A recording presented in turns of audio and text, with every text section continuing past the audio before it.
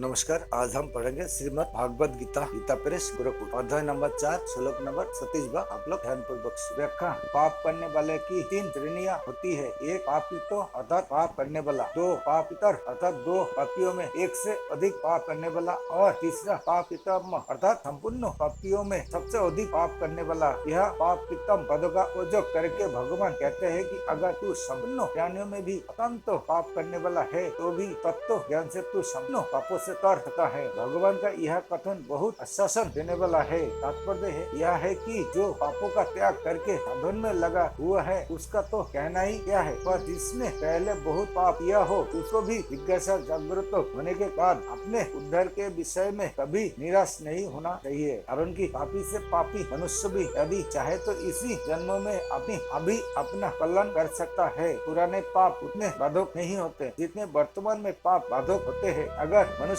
वर्तमान में पाप करना छोड़ दे और निश्चय कर ले कि अब मैं कभी पाप नहीं करूंगा और केवल तत्व ज्ञान को प्राप्त करूंगा, तो उसके पापों का नाश होते देरी नहीं हो लगती। यदि कहीं 100 वर्षों से घना अंधेरा छाया हो और वहाँ दीपक जला दिया जाए तो उस अंधेरे को दूर करके प्रकाश करने में दीपक को 100 वर्ष नहीं लगते। तो दीपक जलाते ही तत्काल अंधेरा मिट जाता है। इसी तरह तत्व ज्ञान होते ही पहले किया गया संपूर्ण पाप तत्काल नष्ट हो जाते हैं। चेत यदि पद देने का तात्पर्य यह है कि प्राय ऐसी पापी मनुष्य परमात्मा में नहीं लगता, परंतु वे परमात्मा में लग नहीं सकते, ऐसी बात नहीं है। किसी महापुरुष के संग से अथवा किसी घटना परिस्थिति वातावरण आदि के प्रभाव से यदि उनका ऐसा दृढ़ निश्चय हो जाए कि आप परमात्मा तत्व का ज्ञान प्राप्त करना ही है, तो वे भी संपूर्ण पाप समुद्र से भली भांति कर जाते हैं। 9वें अध्याय के 30वें श्लोक में भी भगवान ने ऐसी बात अनन्य भावों से अपना भजन करने वाले के लिए कही है कि महान दुराचारी मनुष्य भी अगर यह निश्चय कर ले कि अब मैं भगवान का भजन ही करूंगा तो उसका भी बहुत जल्दी कल्याण हो जाता है। प्रकृति के कार्य, शरीर और संसार के संबंध से ही संपूर्ण पाप होते हैं। तत्व ज्ञान होने पर जब इनसे सर्वदा संबंध विच्छेद हो जाता है तब पाप कैसे रह सकते हैं। परमात्मा के सत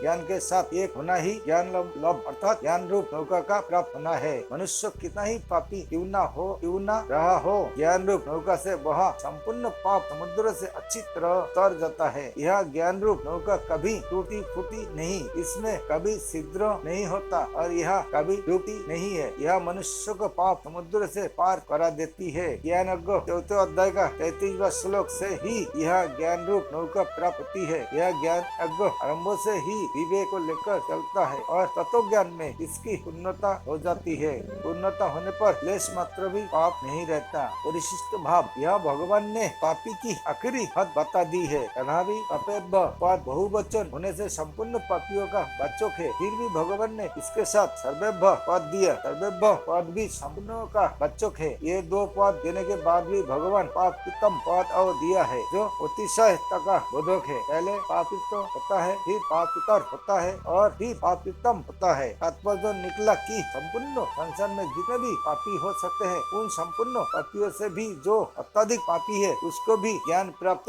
हो सकता है। कारण कि पाप कितने ही क्यों न हो है वे असत ही, जबकि ज्ञान सत है। सत के आगे असत कैसे टिक सकता है। पाप अपवित्र है जबकि ज्ञान परम पवित्र है। इसी अध्याय का 38वां श्लोक अपवित्र वस्तु पवित्र वस्तु को कैसे अटका सकती है। अन पाप में ज्ञान को अटकने की ताकत नहीं है। ज्ञान प्राप्ति में खास बाधा है नाजवान सुख की आसक्ति। गीता 3 अध्याय के 37वें 41वें श्लोक तक भोगा शक्ति के कारण ही मनुष्य की परमार्थिक विषय में रुचि नहीं होती और रुचि न होने से ज्ञान की प्राप्ति बड़ी कठिन प्रतीत होती है। नमस्कार, आज के लिए यहाँ तक।